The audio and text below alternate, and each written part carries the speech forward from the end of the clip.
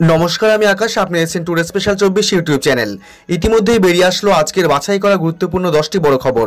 প্রতিটি খবর আপনার জন্য অত্যন্ত গুরুত্বপূর্ণ। খবরগুলি অবশ্যই শেষ পর্যন্ত দেখবেন। আপনার কাছে ছোট্ট একটি অনুরোধ, ভিডিওটিতে একটি লাইক করবেন আর ভিডিওটির নিচে লাল সাবস্ক্রাইব বাটনটি ক্লিক করে পাশে আসা ঘন্টাটিও চেপে দেবেন এই ধরনের নতুন লেটেস্ট ট্রেন্ডিং খবরগুলি সবার আগে দেখার জন্য। প্রথমেই চোখ রাখবো মাধ্যমিকে পরীক্ষা কেন্দ্র বাড়ছে প্রায় 3 গুণ। এক একটি কেন্দ্রে 200-এর বেশি ছাত্রছাত্রী নয় পরিকল্পনা রাজ্যের। এবছর মাধ্যমিকের ছাত্রছাত্রীদের জন্য কোনো টেস্ট পরীক্ষা নেওয়া হবে না। তার জেরেই এবছর 1 লাফে পরীক্ষার্থীর সংখ্যা অনেকটাই বাড়তে চলেছে। ঘোষণা হয়েছে মাধ্যমিক পরীক্ষার সূচির। তারপর থেকেই কিভাবে 2021-এর মাধ্যমিক নেওয়া হবে তা নিয়ে বিস্তর আলোচনা শুরু হয়েছে। সূত্রের খবর, তা নিয়ে একাধিক পরিকল্পনা নেওয়া হয়েছে। ইতিমধ্যেই মুখ্যমন্ত্রী মমতা বন্দ্যোপাধ্যায় ঘোষণা করেছেন এবছর মাধ্যমিকের ছাত্রছাত্রীদের জন্য কোনো টেস্ট পরীক্ষা নেওয়া হবে না। তার জেরেই এবছর সব ছাত্রছাত্রী মাধ্যমিক পরীক্ষা দিতে পারবেন। সূত্রের খবর, এবছর 1 লাফে পরীক্ষার্থীর সংখ্যা অনেকটাই বাড়তে চলেছে। সব ঠিকঠাক থাকলে পরীক্ষার্থীর সংখ্যা 14 লাখের কাছাকাছি পৌঁছতে পারে অন্তত, এমনটাই অনুমান পর্ষদের আধিকারিকদের। তার জন্য এবার মাধ্যমিক পরীক্ষা কেন্দ্রের সংখ্যা বাড়ছে 3 গুণ। গতবার মাধ্যমিক পরীক্ষা নেওয়া হয়েছিল 2839টি পরীক্ষা কেন্দ্রে। এবছর সেই সংখ্যাটা হতে পারে প্রায় 7000। শুধু তাই নয়, পরিকল্পনা নেওয়া হচ্ছে এক একটি পরীক্ষা কেন্দ্রে 200-এর বেশি ছাত্রছাত্রী কোনোভাবেই পরীক্ষা দিতে পারবে না। সূত্রের খবর, করোনা পরিস্থিতির কথা মাথায় রেখেই যাবতীয় পরিকল্পনা নেওয়া হচ্ছে। আগামী 1 জুন থেকে শুরু হচ্ছে 2021-এর মাধ্যমিক পরীক্ষা, শেষ হবে 10 জুন। বিষয়ভিত্তিক পরীক্ষাসূচি ইতিমধ্যেই প্রকাশ করেছে মধ্যশিক্ষা পর্ষদ। কতটা সিলেবাসের উপর পরীক্ষা হবে 2021-এর মাধ্যমিক তাও জানিয়েছে পর্ষদ। মাধ্যমিক ও উচ্চ মাধ্যমিক দুটি ক্ষেত্রেই 30 থেকে 35% সিলেবাস কাটছাট করা হয়েছে। সিলেবাস কাটছাট করার পাশাপাশি ইতিমধ্যেই পর্ষদের তরফে কোন অধ্যায় থেকে কতগুলি করে প্রশ্ন থাকবে সে বিষয়ে বিস্তারিত ধারণা দেওয়া হয়েছে ছাত্রছাত্রীদের। কিন্তু এবার ছাত্রছাত্রীদের কিভাবে পরীক্ষা নেওয়া হবে সে বিষয়ে আলাপ আলোচনা শুরু করেছে পর্ষদের আধিকারিকরা। সেই ক্ষেত্রে সাধারণত এক একটি স্কুলে 200-এর বেশি ছাত্রছাত্রী থাকে। অতএব একটি স্কুলের পরীক্ষা কেন্দ্র একাধিক হওয়ার সম্ভাবনা রয়েছে। পাশাপাশি পরীক্ষা কেন্দ্রের সংখ্যা বেড়ে যাওয়াতে পরিকাঠামোগত কিছু উন্নতি ও দরকার রয়েছে বলে মনে করছেন পর্ষদের আধিকারিকরা। বিশেষত এতদিন ধরে যে স্কুলগুলিতে সব সুযোগ সুবিধা রয়েছে সেই স্কুলগুলিকেই মাধ্যমিক পরীক্ষার কেন্দ্র হিসেবে বিবেচনা করা হতো। কিন্তু বর্তমান পরিস্থিতি নিরিখে 1 লাফে পরীক্ষা কেন্দ্রের সংখ্যা বেড়ে যাওয়ায় অন্যান্য পরীক্ষা কেন্দ্রে পরিকাঠামোগত প্রস্তুতি খতিয়ে দেখা হবে বলে জানা গিয়েছে। সেক্ষেত্রে সেই স্কুলগুলির পরিকাঠামোগত উন্নতি না থাকলে তার সুপারিশও করা হতে পারে। যদিও সার্বিকভাবে এই বিষয় নিয়ে কোনো মন্তব্য করতে চাননি মধ্যশিক্ষা পর্ষদের সভাপতি কল্যাণময় গঙ্গোপাধ্যায়। পরবর্তী খবর, অক্সফোর্ড অ্যাস্ট্রাজেনেকা ভ্যাকসিনকে ছাড়পত্র দিল ভারত। অক্সফোর্ডের টিকায় ছাড়পত্র দিল ভারত। ছাড়পত্র দিয়েছে বিশেষজ্ঞের টিম। কবে থেকে ভ্যাকসিন দেওয়া হবে বা কোন ভ্যাকসিন ভারতে সবুজ সংকেত পেতে পারে তাই নিয়ে বিশেষজ্ঞদের মধ্যে বৈঠক ছিল গতকাল। প্রথম ধাপে 5 কোটি ভারতীয় টিকা পাবে। জানা গিয়েছে দাম হতে পারে 1000 টাকার কম। সূত্রের খবর, সিরাম ইনস্টিটিউট অফ ইন্ডিয়ায় তৈরি অক্সফোর্ড কোভিড-19 ভ্যাকসিন সরকার কর্তৃত্ব নির্ধারিত বিশেষজ্ঞদের একটি প্যানেল সবুজ সংকেত পেয়েছে। ভারতের ড্রাগস কন্ট্রোলার জেনারেলকে অনুমোদনের জন্য প্রেরণ করা হয়েছিল। অক্সফোর্ড বিশ্ববিদ্যালয় এবং ফার্মার মেজর অ্যাস্ট্রাজেনেকা কর্তৃক তৈরি কোভিশিল্ড তৈরি করছে Serum Institute of India. Bharat Biotech কোভ্যাক্সিনের জন্য Indian Council of Medical Research এর সঙ্গে কাজ করছে সিরাম। অন্যদিকে ফাইজার জানিয়েছে তারা ভ্যাকসিন সংক্রান্ত চূড়ান্ত তথ্য দিতে আরও বেশ কিছুদিন সময় লাগবে। সবচেয়ে গুরুত্বপূর্ণ খবর, রোজ রাতে কি আপনি রুটি খান? এই সত্য জানলে অভ্যাস বদলের সিদ্ধান্ত নিতে পারেন আপনি। রাতে ভাত খাওয়ার অভ্যাস অধিকাংশ মানুষের নেই। পাশাপাশি শীতকালে রুটি খাওয়ার প্রবণতা আরও বেড়ে যায়। ভাত খেলে শীর্ষানি ভাব সঙ্গে আলসেমি ঘিরে ধরে। তাই ভাত থেকে দূরে থাকতে চায় একাংশ, কারণ তারা মনে করেন রুটি খেলেই সুস্থ থাকছে তারা।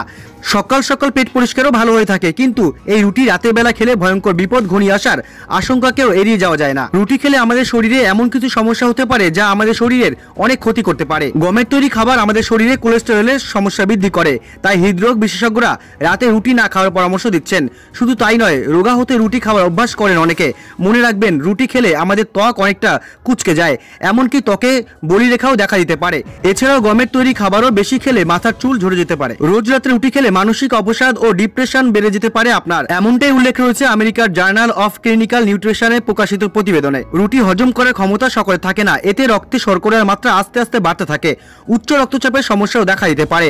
রাতে রুটি খেলে গ্যাসের সমস্যা হতে পারে, অসুস্থ বোধ করতে পারেন আপনি। তাই আপনার জন্য রাতে রুটি খাওয়াটা সঠিক সিদ্ধান্ত কিনা তা নিয়ে ডায়েটিশিয়ানদের কাছ থেকে পরামর্শ নিন। তবে আপনার শরীর রুটির সঙ্গে অভ্যস্ত হলে ফিট চেহারার জন্য একেবারে আদর্শ। রুটিতে ক্যালোরির পরিমাণ খুবই কম, তাই রুটি খেলে শরীরে ওজন বৃদ্ধি হয় না, শরীরকে ফিট রাখে। রুটিতে যেহেতু ফ্যাট থাকে না, তাই রুটি খেলে ফ্যাট অর্থাৎ চর্বির আধিক্য হওয়ার সম্ভাবনা কমে। সবচেয়ে গুরুত্বপূর্ণ খবর, আয়করের আওতায় আপনি পড়েন কি? তালিকা মিলিয়ে ইনকাম ট্যাক্স রিটার্ন ফাইলের প্রস্তুতি নিন এখনই।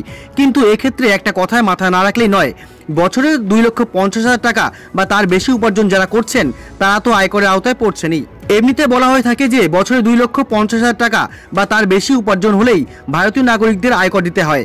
এক্ষেত্রে প্রতি বছর ভারত সরকার ইনকাম ট্যাক্স রিটার্ন ফাইল করার একটা নির্দিষ্ট সময়সীমা বেঁধে দেয়। প্রথমে জানা গিয়েছিল যে চলতি বছর 31শে ডিসেম্বর পর্যন্ত 2019 থেকে 2020 অর্থবর্ষের ইনকাম ট্যাক্স রিটার্ন ফাইল করা যাবে। পরে এই সময়সীমা 2021 সালের 10 জানুয়ারি পর্যন্ত বাড়িয়ে দেওয়া হয়েছে। কারণ একটাই, করোনা ভাইরাসের সংক্রমণ সারা বিশ্বের মতো দেশের নানা ক্ষেত্রে কাজকর্মেও একটা বাধার সৃষ্টি করেছে। অতএব সেই প্রতিবন্ধকতা সঙ্গে নিয়েই যথাসম্ভব সুষ্ঠুভাবে ইনকাম ট্যাক্স রিটার্ন ফাইল করার সুযোগ দেশবাসীকে দেওয়া হচ্ছে। কিন্তু এক্ষেত্রে একটা কথা মাথায় না রাখলেই নয়, বছরে 2,50,000 টাকা বা তার বেশি উপার্জন যারা করছেন তারা তো আয়করের আওতায় পড়ছেনই, কিন্তু এর পাশাপাশি আরও বেশ কয়েকটি ক্ষেত্র স্থির করে দেওয়া হয়েছে ভারত সরকারের তরফে।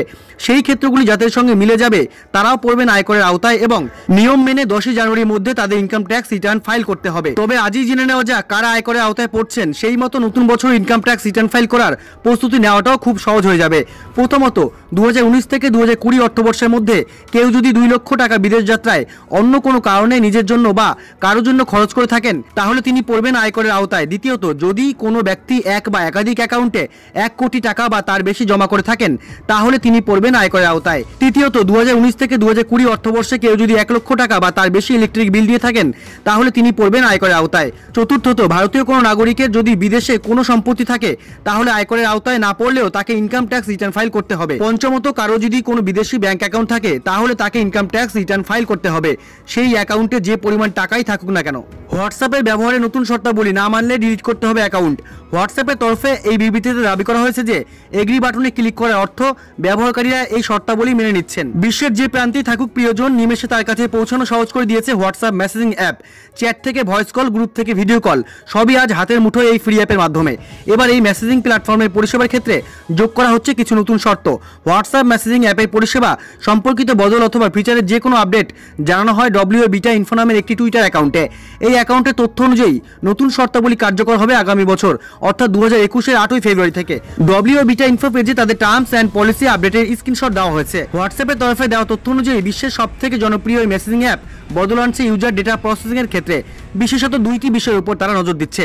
1, কিভাবে এই অ্যাপ আপনার ডেটা প্রসেস করবে। 2, কিভাবে ব্যবসায়িক প্রতিষ্ঠানগুলি ফেসবুক পরিচালিত এই অ্যাপ পরিষেবা ব্যবহার করে জরুরি হোয়াটসঅ্যাপ চ্যাট ম্যানেজ করবে।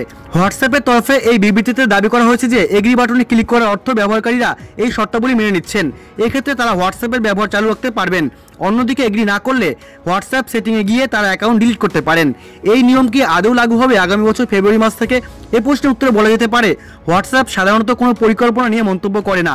এছাড়াও ব্রিটেনের একটি ওয়েবসাইট দ্য ইন্ডিপেন্ডেন্টের কাছে সংস্থার তরফে নিশ্চিত করা হয়েছে যে অ্যাপটি এরপর ব্যবহার করতে চাইলে ইউজারদের এই শর্তগুলি মেনে নিতেই হবে। দ্য ইন্ডিপেন্ডেন্ট জানাচ্ছে, সংস্থার একজন মুখপাত্রের বক্তব্য অনুযায়ী অ্যাপ ব্যবহারে এই বদল এলে বিভিন্ন ব্যবসায়িক প্রতিষ্ঠানের জন্য অ্যাপটির ব্যবহার আরও সুবিধাজনক হবে। গত অক্টোবর মাসেই একটি ব্লগ পোস্টে এই নিয়ম সংক্রান্ত বদলের স্পষ্ট ইঙ্গিত দেওয়া হয়েছিল। হোয়াটসঅ্যাপ বিজনেস অ্যাকাউন্টের একটি ব্লগ পোস্টে কোম্পানির তরফে বলা হয়েছে, আমরা আশাবাদী যে হোয়াটসঅ্যাপের নতুন নিয়মাবলী ব্যবসায়িক প্রতিষ্ঠান অথবা যে কোনো সাধারণ ইউজারের চাহিদা পূরণ করবে। 2 জানুয়ারি থেকে উত্তর 24 পরগনার মধ্যমগ্রাম, নয়াবাদ, আমডাঙ্গা এলাকায় কেন্দ্রীয় স্বাস্থ্য মন্ত্রকের নির্দেশিকা অনুযায়ী টিকাকরণের ড্রাই রান শুরু হবে। ফলে তার প্রস্তুতি চলছে জোর কদমে। 2 জানুয়ারি থেকেই দেশের সব রাজ্যে শুরু হতে চলেছে করোনার টিকাকরণের প্রক্রিয়ার ড্রাই রান, এমনটাই জানিয়েছে কেন্দ্রীয় সরকার। এ নিয়ে বৃহস্পতিবার রাজ্য এবং কেন্দ্রশাসিত অঞ্চলগুলির সঙ্গে বৈঠকে বসেন কেন্দ্রীয় স্বাস্থ্য সচিব। সেই বৈঠক থেকেই ড্রাই রান শুরুর নির্দেশ দেওয়া হয়েছে। 2 জানুয়ারি থেকে উত্তর 24 পরগনার মধ্যমগ্রাম, নয়াবাদ, আমডাঙ্গা এলাকায় কেন্দ্রীয় স্বাস্থ্য মন্ত্রকের নির্দেশিকা অনুযায়ী টিকাকরণের ড্রাই রান শুরু হবে। ফলে তার প্রস্তুতি চলছে জোর কদমে।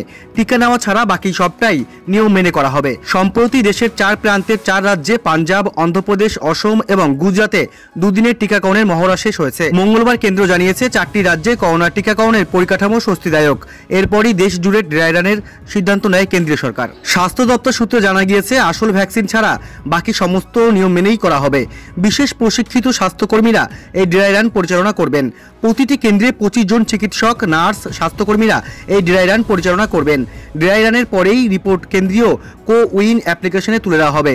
গোটা প্রক্রিয়াটা যাতে সুষ্ঠুভাবে হয় এবং কোনো ফাঁক না থাকে তা দেখার জন্য স্বাস্থ্য দপ্তরের বিশেষ দল থাকবে। এছাড়া উত্তর 24 পরগনা জেলার CMOH এর নেতৃত্বে বিশেষ টিম গোটা প্রক্রিয়াটি নজরদারি চালাবে। জানা গিয়েছে যেখানে এই ড্রাই রান প্রক্রিয়া চলবে সেখানে যারা এই টিকা গ্রহণ করবেন তাদের ঢোকা বেরোনোর জন্য আলাদা জায়গা থাকবে। এছাড়াও ইন্টারনেট পরিষেবা দ্রুত গতি থাকতে হবে। হবে। টিকার সচেতনমূলক সমস্ত রকম বিজ্ঞাপন সঠিকভাবে ডিসপ্লে করতে হবে। প্রত্যেকটি টিকা গ্রহণকারীর নাম, ঠিকানা সহ প্রয়োজনীয় তথ্যাদি বিস্তারিতভাবে কেন্দ্রীয় কোউইন অ্যাপ্লিকেশনে নথিভুক্ত করতে হবে। কেন্দ্রীয় স্বাস্থ্য মন্ত্রকের নির্দেশিকা সব অক্ষরে অক্ষরে পালন করতে বলা হয়েছে। বৃহস্পতিবার কেন্দ্রীয় স্বাস্থ্য সচিবের সঙ্গে বৈঠকের পর রাজ্য স্বাস্থ্য দপ্তর সল্টলেক স্বাস্থ্য ভবনে জরুরি বৈঠকের পর এই সিদ্ধান্ত নিয়েছে।